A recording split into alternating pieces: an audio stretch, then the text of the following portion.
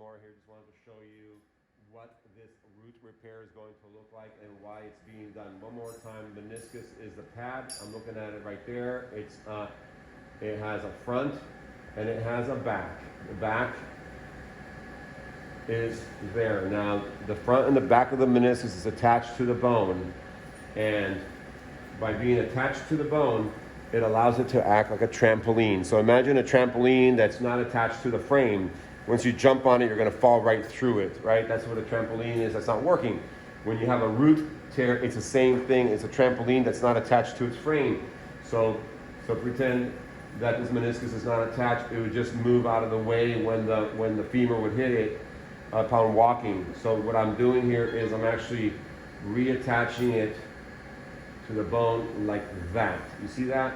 That's the way it's going to end up looking. I'm going to tie it off right now. This is how it was. Once again, a trampoline, or very similar to a trampoline that is not attached to its frame. So then when the person jumps on it, what happens? They just fall right through.